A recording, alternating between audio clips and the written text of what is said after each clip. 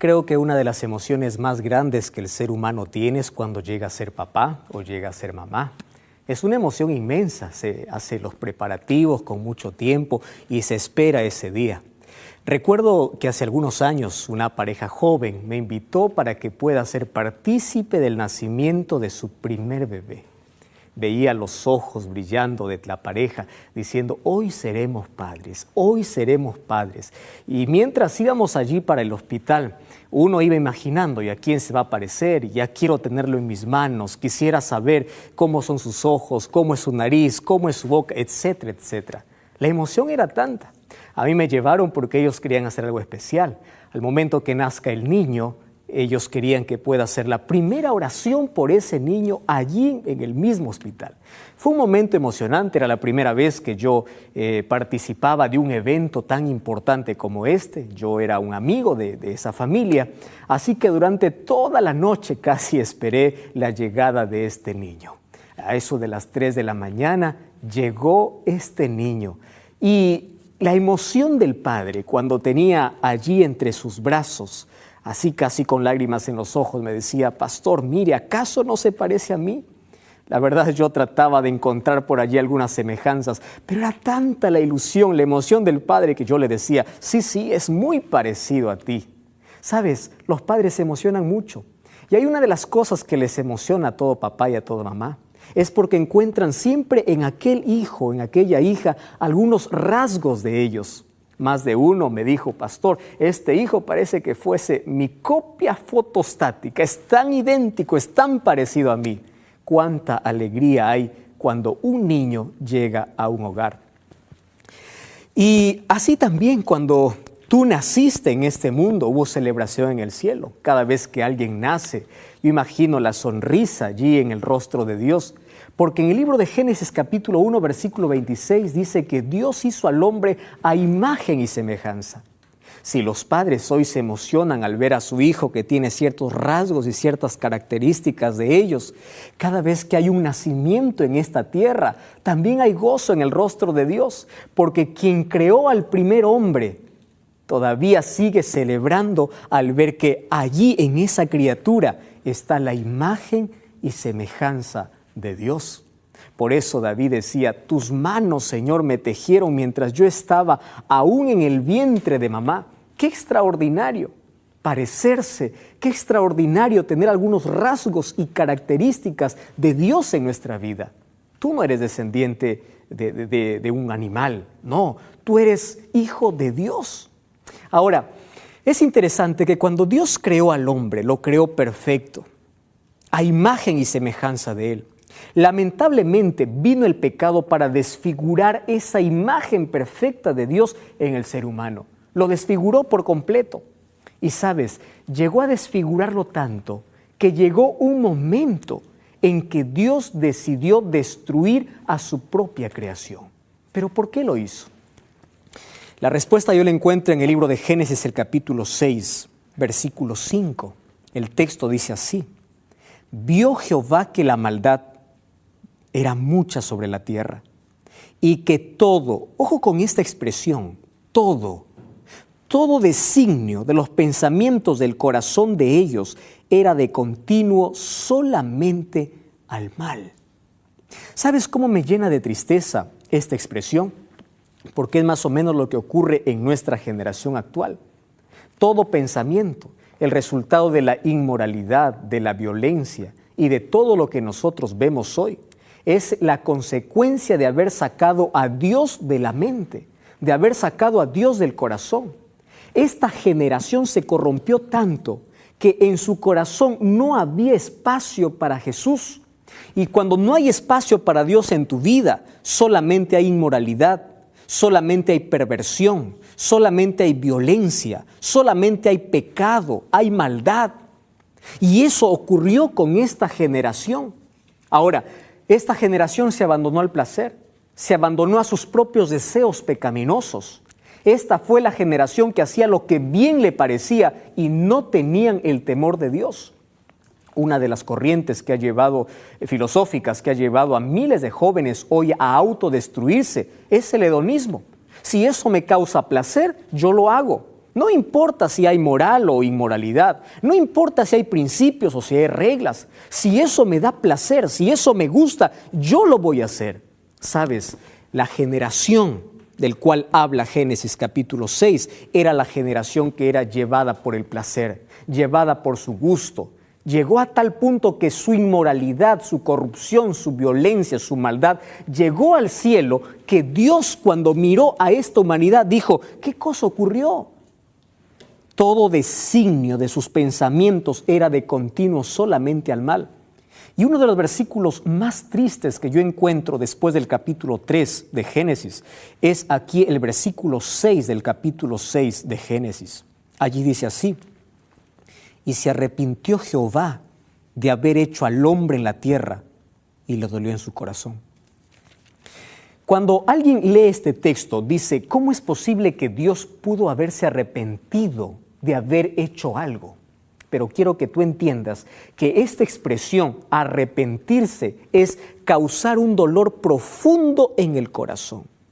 Porque Dios creó para que el ser humano pueda vivir en una relación con Él.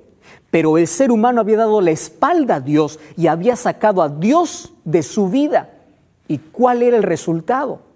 Estos seres humanos estaban muertos espiritualmente. Solamente caminaban, pero interiormente estaban vacíos y muertos.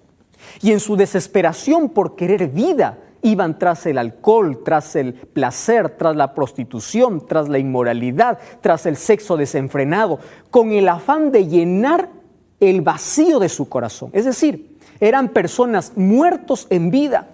Entonces, cuando Dios miró la humanidad, dijo: yo no voy a permitir que esto pueda continuar. Vamos a parar un poco aquí. ¿Y sabes por qué lo hizo? Lo hizo por amor. ¿Te imaginas tú qué hubiese acontecido si Dios hubiese permitido que la maldad que había llegado a su colmo en ese momento hubiese avanzado hasta nuestros días? Ya no habría reglas, no habría principios, no habría nada. Los seres humanos se mataran libremente el uno al otro. ¿Te imaginas si ahora vivimos la inmoralidad más desenfrenada de todos los tiempos? Si hoy vivimos gente que vive sin principios, sin reglas, que quiere sacar a Dios de su vida, ¿te imaginas si Dios no hubiese parado en ese momento la humanidad para decir: hasta acá nada más llegó? Y Dios lo hizo por amor. Más o menos ocurre como cuando tú vas al médico y descubres que una herida ha formado aquí gangrena, allí en la mano o en el dedo, y el médico te dice: mira, si tú no quieres perder toda la mano, tienes que cortar el dedo. Ahora te pregunto, ¿qué prefieres? ¿Cortar un dedo o cortar toda la mano después? Es preferible cortar un dedo.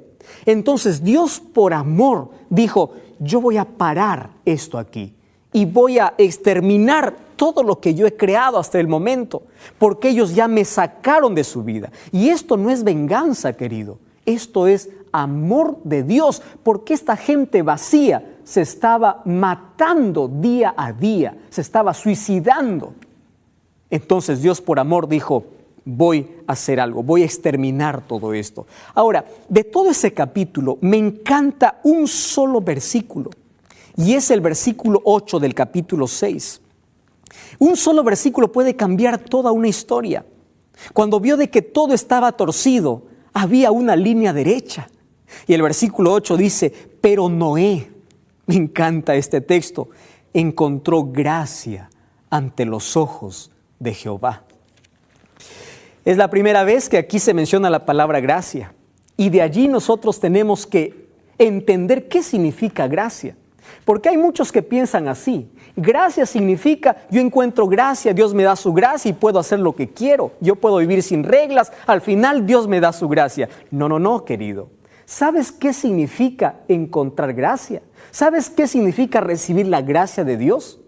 La gracia va acompañada siempre de la fe, y la fe va acompañada siempre de la obediencia. Cuando Dios encontró a Noé una persona recta, Dios decidió salvar a Noé. ¿Y qué cosa le dijo? ¿Sabes? En mi gracia yo te voy a salvar de esta destrucción. Pero ojo, mi gracia también significa que tú tienes que obedecer todo lo que hago. Hay muchas personas que dicen: yo vivo bajo la gracia de Dios, pero no obedezco a Dios. Tú no puedes separar la gracia de la fe. Por eso Efesios 2:8 dice: por fe y gracia vosotros sois salvos. La gracia de Dios vino sobre Noé y Noé estuvo dispuesto a obedecer todas las órdenes de Dios. No le dijo, bueno, ahora tú sálvate como quieras. No, le dijo, mira Noé, yo tengo un plan y tú vas a hacer un arca, pero no vas a hacer como tú quieras, vas a hacer como yo quiero, porque va a venir un diluvio. ¿Qué cosa es diluvio? Hasta ese momento jamás había llovido sobre la tierra.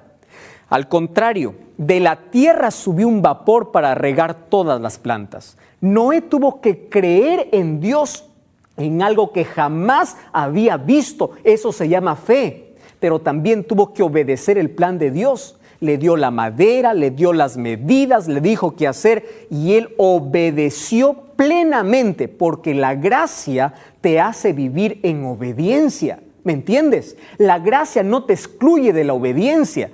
Entonces, querido, cuando tú dices soy salvo por su gracia, entonces tienes que estar dispuesto a vivir una vida de obediencia a Dios. Eso hizo Noé. Ahora, yo quiero rescatar en este momento 3 cosas en la vida de Noé. Y para ello te quiero llevar al libro de Hebreos. El libro de Hebreos, el capítulo 11, el versículo 7. Dice así la palabra de Dios. Por la fe, Noé, cuando fue advertido por Dios acerca de cosas que aún no se veían, con temor preparó el arca para que pueda salvarse. Y por esa fe condenó al mundo y fue hecho heredero de justicia que viene por la fe. Número 1. Cuando recibes la gracia de Dios, la manera como recibes esa gracia, esa salvación, ese regalo del cielo, es mediante la fe. Y Noé fue un hombre de fe. ¿Qué significa ser un hombre de fe? No significa solamente creer en Dios. No, querido, porque probablemente toda la generación antediluviana creía en Dios, pero Noé fue algo más allá, dio un paso más. La fe no solamente te lleva a creer en Dios, sino a creer a Dios. ¿Entiende la diferencia? Te explico aquí. Una cosa es decir, yo creo que Dios existe. Otra cosa es decir, creo que Dios existe y yo creo a sus promesas. ¿Quieres para hacerte un ejemplo? Cada vez que encuentras una dificultad en la vida, ¿a dónde corres? ¿Corres a Dios o buscas ayuda en otro lado? Una cosa es decir creer en Dios y otra cosa es creerle a Dios. ¿Tú sabes qué significó para Noé? En un momento cuando Dios le explicó, la tierra va a ser destruida con agua. ¿Y cómo es eso, Señor? Voy a abrir agua o voy a abrir las cataratas de los cielos y va a llover. ¿Qué cosa es lluvia? Significa que agua va a caer del cielo. Eso nunca había visto. Noé no solamente creyó en Dios, sino le creyó a Dios un fenómeno que jamás había ocurrido, algo que la ciencia nunca había aprobado, algo que los científicos de la época se burlarían si es que hubiesen escuchado una cosa así. Yo encuentro hoy mucha gente discutiendo a Dios, encuentro a mucha gente queriendo ser más sabia que Dios, encontrando que Dios le dice, este es el camino, este es el día a guardar, este es el alimento a comer, esto es lo que debes hacer. Y gente diciendo, no, Señor, eso es para otro lado, yo voy a seguir mi camino. Querido, tú no solo debes creer en Dios, debes creerle a Dios. Si Dios te dice, esto comes, eso debes comer, no tienes que discutirle. ¿Me entiendes? A Dios no se discute, a Dios se obedece. Aunque parezca ilógico, aunque parezca irrazonable, no existe lógica para la obediencia. Eso es lo maravilloso de Noé. Noé le creyó a Dios. Y allí en el libro de Hebreos, el capítulo 11, encuentro una galería de hombres y mujeres que no solamente creyeron en Dios, sino le creyeron a Dios, se aferraron a sus promesas. Y aunque en su razón no entendían por qué Dios les ordenaba, ellos obedecieron. Y eso es tu parte. Obedece lo que Dios te dice, porque su gracia te capacita para que tú vivas en obediencia a Dios. Número 2. Una de las cosas lindas que yo encuentro aquí en el libro de Génesis es lo siguiente. En el versículo 14 dice así: hazte un arca de madera de gofer. Es decir, Dios le explica hasta de qué madera. No es la madera que tú quieres, lo que yo te voy a pedir. Ahora, allí le da las indicaciones y en el versículo 22 dice así: Y así lo hizo Noé. Hizo conforme a todo lo que Dios le mandó. ¿Sabes cómo me encanta a mí esta expresión? Noé no dijo, a ver, yo voy a pensar qué cosa voy a obedecer de Dios y qué cosa no voy a obedecer de Dios. No dijo, bueno, Señor, esto no me conviene, esto sí. No, obedeció todo. ¿Entiendes ahora la clave? ¿Entiendes qué cosa es vivir en gracia? ¿Entiendes qué cosa es recibir la gracia? Él trabajó. Ahora, su fe lo pone en acción. Porque no solamente decir, Señor, yo creo, es verdad, tu palabra dice, pero yo hago otra cosa. No, era coherente entre lo que creía y entre lo que hacía. Señor, tú me ordenas, yo lo hago. Tú me dices, yo lo hago. Y aunque mi razón no entienda, yo voy a obedecer porque tú eres mi Dios. Eso hizo Noé. Ahora, número 1, era un hombre de fe. Número 2, era un hombre de trabajo. Es decir, su fe lo trasladó a la acción. Yo imagino la primera vez que él recibió esta indicación, reunió a todos los moradores, dijo, señores, va a haber un diluvio. También imagino que al principio muchos se unieron para este grande proyecto. Pero a medida que pasaba el tiempo y veían que nunca cayó una gota del cielo, algunos empezaron a desanimar. Algunos abandonaron el trabajo y empezaron a burlarse de Noé. Número 3, la tercera característica de Noé es que él no se desanimó. Él perseveró. ¿Sabes cuántos años duró esta construcción? 120 años. ¿Tú te aferrarías a una promesa 120 años, aun cuando tus ojos no vean una sola gota caer del cielo? Eso es creer en Dios. Eso es aferrarse a que Dios cumplirá sus promesas. La gente a Noé lo llamó loco. La gente lo llamó brujo, la gente lo llamó a Noé ignorante, y a pesar de la oposición, a pesar de las burlas, a pesar de que todo el mundo estaba en su contra, él siguió obedeciendo a Dios. Cada vez que había un martillazo construyendo el arca, era una amonestación, vengan, va a haber un diluvio, va a haber un diluvio, hasta que un día el arca se terminó. Y cuando se terminó el arca, Dios le dice a Noé, entra al arca tú y toda tu familia. Señor, tremenda embarcación, tremenda casa, solamente para mí y mi familia. No, espera. Y tú sabes lo que aconteció. Animales empezaron a venir, porque los animales obedecieron incluso la voz de Dios y los seres humanos no. Y empezaron a entrar en el arca. Y cuando estos animales entraban en el arca, imagino la burla de la gente. Noé, tú eres brujo, ¿qué estás haciendo? Finalmente entró Noé y toda su familia. Y cuando estaban adentro, tampoco llovió. Pasaron unos días. ¿Sabes hasta cuándo? Hasta cuando la puerta se cerró. Y cuando la puerta se cerró, no lo cerró Noé. Dios mismo cerró esa puerta. En el cielo apareció la primera nube oscura. Toda la gente temblaba de miedo. Algunos se imaginó tocando la puerta del arca diciendo, Noé, yo trabajé, déjame entrar. Era demasiado tarde. 120 años habían desperdiciado la gracia de Dios. Habían recibido la amonestación de Dios.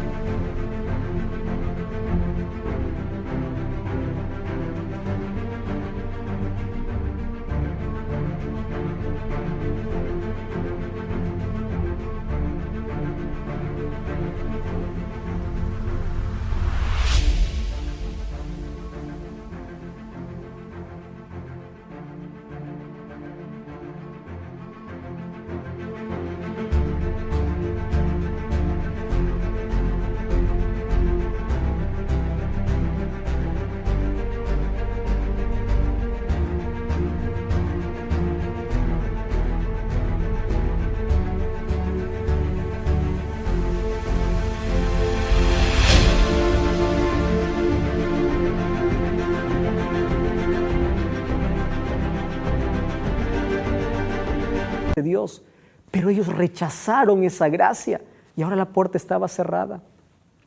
Ahora esa arca hoy representa a Jesús. Jesús es el único medio de salvación. Esa arca tenía una sola puerta y hoy también tienes una sola puerta para salvarte. Jesús dijo, yo soy la puerta. Jesús dijo, yo soy el camino. Hoy Jesús es esa arca. Y sabes, un día así como se cerró el arca y solamente se salvaron los que estaban dentro del arca, un día también la gracia de Dios se cerrará. Por eso hoy es el momento de entregar el corazón a Jesús. Sabes, nosotros vivimos en la misma situación que vivió Noé, la misma inmoralidad, la misma violencia, el mismo mundo que vivió Noé, hoy lo vivimos en la actualidad. Hoy la gente ya no quiere creer ni a Dios ni creerle a Dios. Hoy la gente ya se burla diciendo, ¿cuándo va a venir Jesús? Más o menos como en los días de Noé. Cuando tú lees Mateo 27, tú vas a encontrar